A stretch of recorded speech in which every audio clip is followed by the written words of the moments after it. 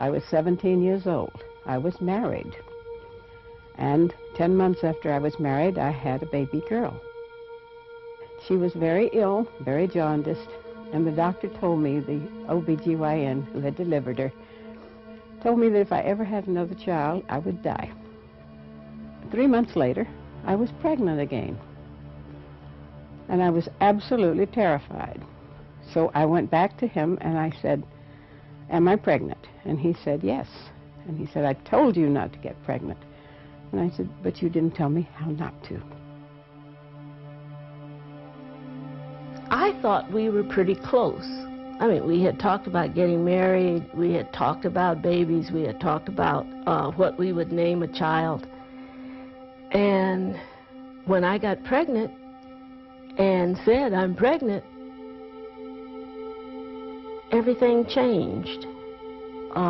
It was like, well, whose is it?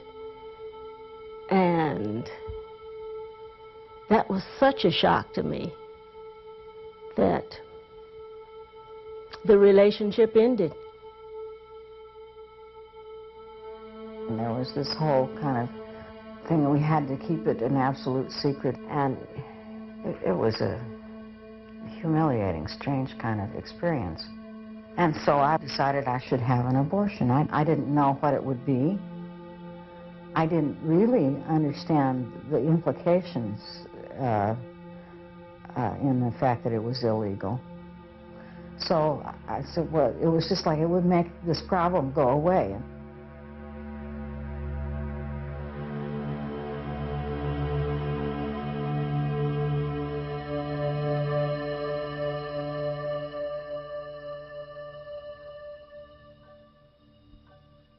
Until the mid-1800s, abortions were legal and available in the United States. Both the state and the church permitted abortions if they occurred before quickening, when the mother first perceived fetal movement. In 1847, the newly formed American Medical Association began a campaign to professionalize medicine by outlawing what it called quackery. Included in its ban were midwives and herbalists who had provided abortion and maternity care in their communities for centuries. During the second half of the 19th century, Victorian society began to condemn women seeking abortions as selfish, immoral, and shirking the duty of motherhood. Protestant and Catholic churches joined the medical establishment in expressing their condemnation. Meanwhile, legislation restricting abortion continued to spread, and by the turn of the century, both birth control and abortion were illegal in most states. If a woman needed medical treatment after a botched abortion, she faced a humiliating and dangerous situation. Even though infected and bleeding, she was often required to testify against her husband or lover and the abortionist before she could receive medical care. Believing I am about to die, make this my ante-mortem statement. I became acquainted with John Schockweiler. I had sexual intercourse with him, and in the month of May, I noticed that I was pregnant. I, Cora Alice Grimes, about to die, make this statement. On the second day of July, 1896, James Dunn, a retail merchant, gave me a packet of calomel. I took 2 doses of the calomel. I, Renetta Parker, am about to die. I went to visit Dr. Well into the 20th century, a climate of fear prevailed. I went to medical school in New York City in the 50s when abortions were illegal, and every day the city hospital that my medical school staffed would have 20 or 30 women come in infected, bleeding, and dying from abortions that they had induced themselves, and the coat hanger trick was used, and or they had a friend that had a catheter and they'd leave the catheter in until for a day or two, and she was bleeding and cramping, and they'd come in, and that's not an exaggeration. I think it was true in any major city area in this country in the 50s. Okay. When we got them, we received them like with a temperature of 105. Bleeding. Totally infected. We had some die in shock because they did not tell the truth, and they was afraid to tell the truth as to what had happened, because they knew it was illegal, and they felt like we were only getting the information to report them to the police. It's like turn me in, that I aborted myself.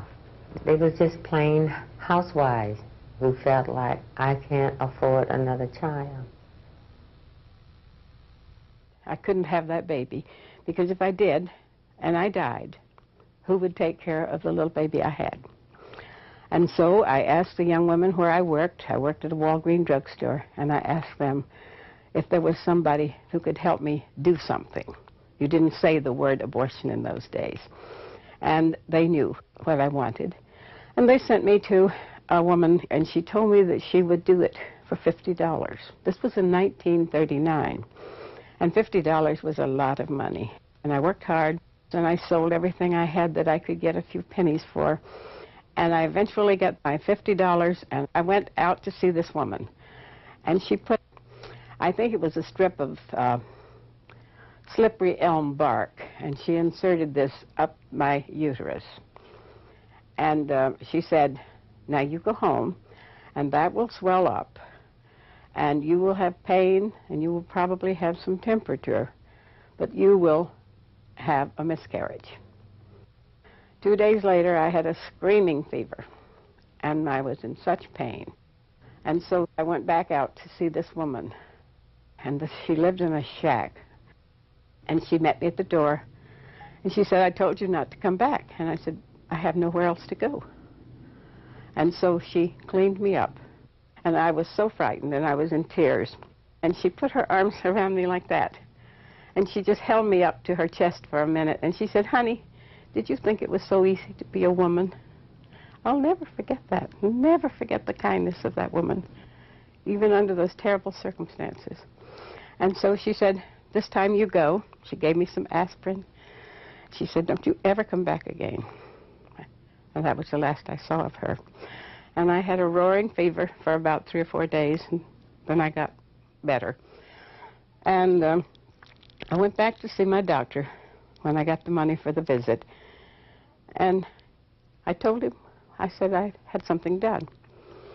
And he said, well, I figured a smart kid like you would figure a way out of it. And I looked at him then, and I thought, how could he? How could he? This was a man trained and licensed, and he turned me away. And I had to go out and find this woman to do this. And it was to save my very own life. The day came, and they took me to a motel several miles from Boise. It was a dirty motel, and I was alone with this woman, and I remember what she looked like really well. She was dirty too, and not friendly, really.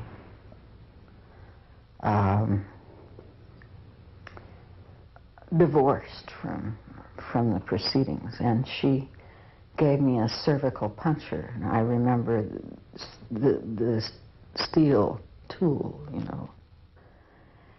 And then she told me to go, and that there would be blood, but it would be all right. But the fact is that I didn't abort, and I just bled a lot, and it was incredibly painful, and I got a bad infection. And they started looking for a doctor because I just kept bleeding and not aborting. And finally they found a doctor. He gave me some medication to make me abort. And I aborted at home so that if he were caught, he would be able to prove that the process had been initiated before he became involved. And he explained that to me, that he wanted to be able to help other women who found themselves in my position and that the only way he could protect himself was that. And so that was, I had to do that alone. I didn't tell anyone except the father. And when I saw his reaction, I didn't tell anyone else. I just thought, well, this is my problem and I'll have to deal with it. And the only thing I could do was to get an abortion, because to have a baby without a husband just was not done. I just went to the telephone directory and I looked up obstetricians, gynecologists, and I looked for a gynecologist that didn't advertise as an obstetrician, and I thought maybe he would be most sympathetic, and it turned out he was. There were many physicians who were supportive of abortion, who felt it should be available and provided safely for women, but they were afraid to do them themselves. Sometimes the fear was because they didn't want to be found out or would be censured, but very often their fear was, and rightly I think, that as soon as word got out that they were willing to do abortions, they would be flooded with requests. And even on Saturday. One of the doctors who started off thinking he would do a few abortions and who found himself getting referrals of women from all over the United States was Dr. Curtis Boyd. In 1965, he began to do abortions for women referred to him by ministers. Over the course of the next 8 years, he did thousands of abortions. I began to realize how difficult it was to obtain the service, how desperately women needed it and wanted it, and to what lengths they would go to obtain it, even to readily risking their life. People talk about as though women didn't know that. That didn't matter. Women risk their life every day to get an abortion somewhere in this country. Many of them did, without hesitation. And I just really literally walked up and down the streets. I was by myself, and I would go from one place to another, and they would all be in the same situation. They would say, nobody's there, I don't know what you're talking about, and oh, they've moved away. Finally, one day, I heard of a place, nobody answered the phone, but I got in the car and I went there and I knocked on the door, sort of after hours, like evening, early evening. I was the only one there. He did not give me anything. There was no anesthesia at all. And it was very painful, and I had no idea it was supposed to be painful. I thought maybe he had done something terrible, was doing something terrible to me. And so it was a frightening experience. That was frightening. Throughout the years of criminal abortion, an aura of danger surrounded unwanted pregnancies. Women drank toxic substances.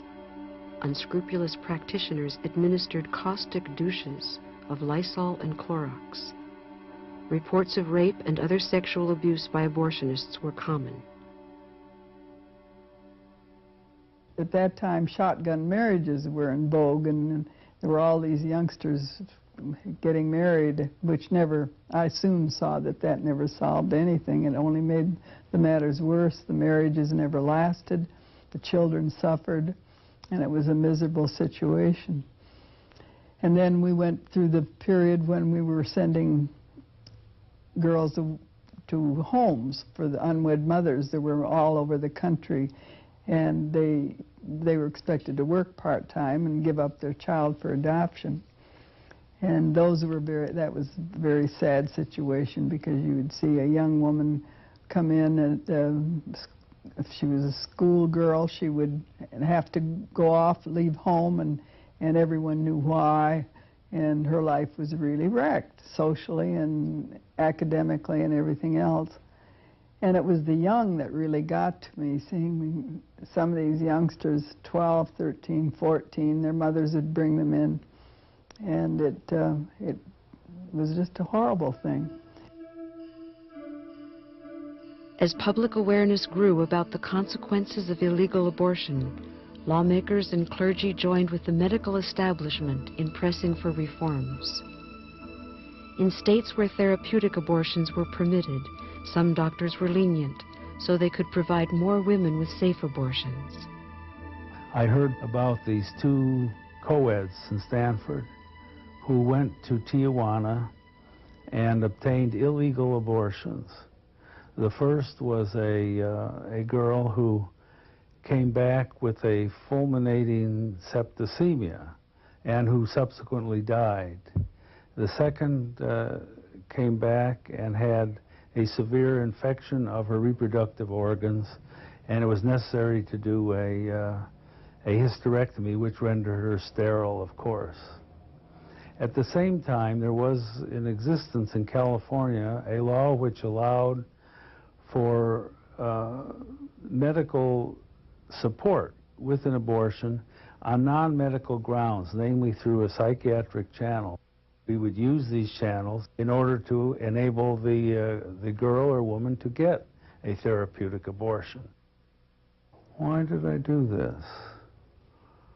It was outrage at the way in which women were being treated, whether there was a reaction of the boyfriend or fiancé or husband. Some of these responses were grotesque. Some men told the women that if I'd known you were so stupid, I wouldn't have gone with you in the first place.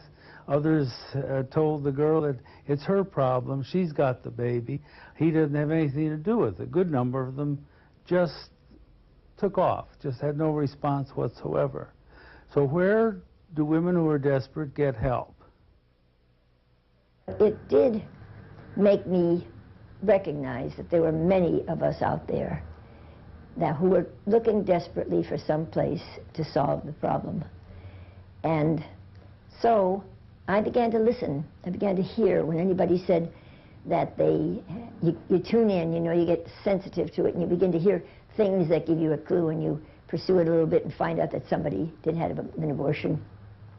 And I just got the names of the doctors, and I would just give the names. A young woman would call on the phone, someone I didn't know, and would ask for help. And that they were feeling so desperate that they were calling strangers. I was aware that what I was doing was illegal. I guess I think what was going to happen to them was worse than the possibility of what might happen to me. People who themselves had had to search for an abortion understood the difficulty in finding one. When Russ was 19, he and his girlfriend realized she was pregnant. I was terrified at the prospect of being a father, and I went to my assistant track coach, a young guy, very friendly and so forth, and I told him. And he said, find out more about it, what do you want to do, and so forth. And I began to ask around about possibilities of her getting an abortion, and I talked to her about it. And she didn't want to be a mother either. First off, there was some misbegotten effort, I don't know where it originated or how it happened, to get some kind of pills that would induce an abortion, and they didn't work. Finally, I get a name of someone actually in town, in Los Angeles, who's willing to do this and get a price. And my assistant coach gave me the money. Years after his own experience, Russ had a chance to help someone else. I was approached by a senior professor, a woman, who had a student, freshman, and she was pregnant. Did I, by any chance, have any information on where she might get an abortion? Well, it's interesting. I didn't hesitate.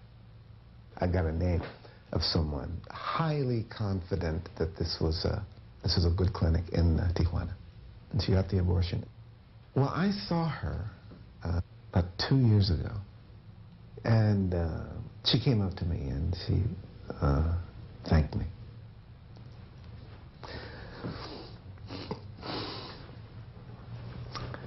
That was nice. It felt a little bit like saving a life.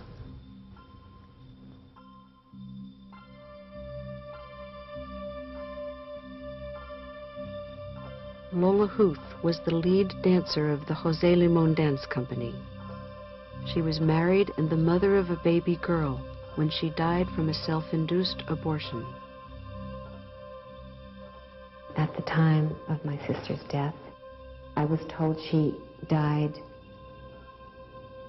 in childbirth, but that didn't make any sense. Then I was told it was a miscarriage, that she bled to death. The story came to me in bits and pieces over many years. Even though she was using an IUD for birth control, Lola became pregnant. The doctor told her that the IUD would probably cause the baby to be deformed, but that removing it might cause a miscarriage.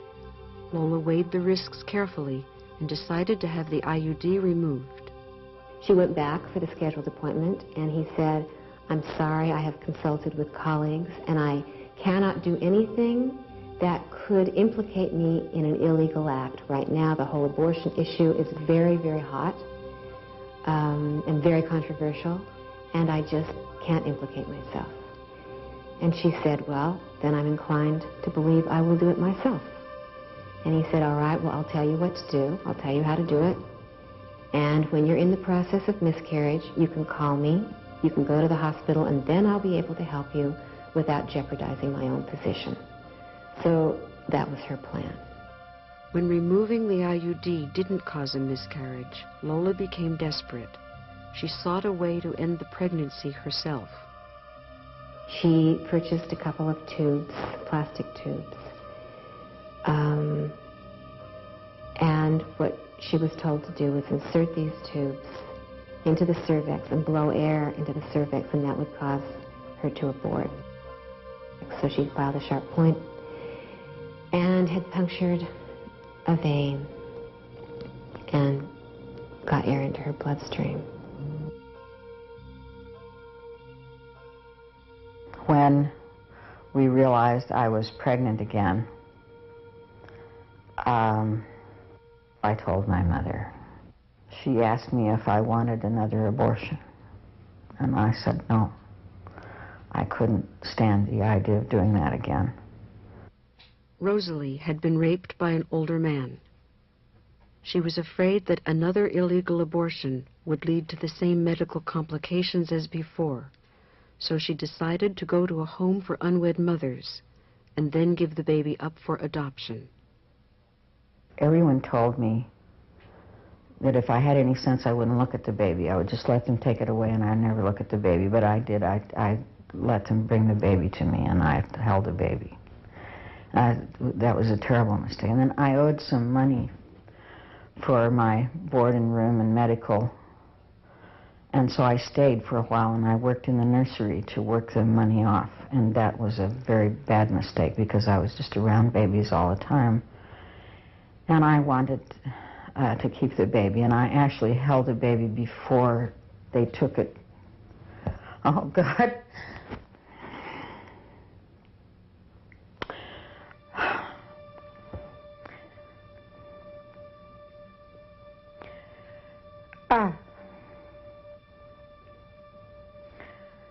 And anybody who would think that would be a great way to solve the problem is just...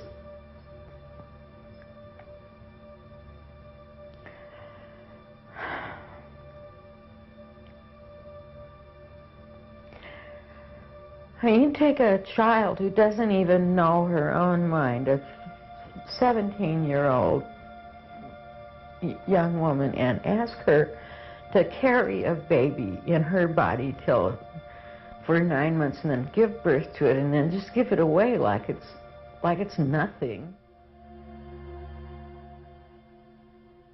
It's very difficult, even after 40 years, to admit to doing something that was against the law, that was illegal. It sort of puts you in the position of having a criminal past, and although you might not feel that what you did was in any way criminal. There's still the stigma to it. But it's a relief to be able to talk about it after all these years and say, hey, I was human. I knew that I could lose my medical license. I knew that I could go to prison. And just as I had to trust these women who came to me not to bring charges against me which could put me in prison, they had to trust me to give them good medical care and service and not harm them. And that was a scary thing in those days because you didn't always know who you were going to, you didn't know what the outcome was going to be. It was frightening for women to come from great distances to a little town in East Texas to some unknown doctor. They came by bus, by train, by car, and they had to trust that they were going to leave there intact and alive. A woman that's unhappily pregnant will risk her life to stop that particular pregnancy. And then later in her life, when conditions have changed, she will happily risk her life to have a child. This is the same woman. And I was saying to my mother, you know, we have to talk about this. It's important. We can't, when you're in conversation with people, you tell them that your daughter died giving herself an abortion. We have to all start telling these stories. You know, that it isn't just some anonymous person that nobody knows who's had an abortion, but people right next to us in our community, in our lives, and some of them don't survive.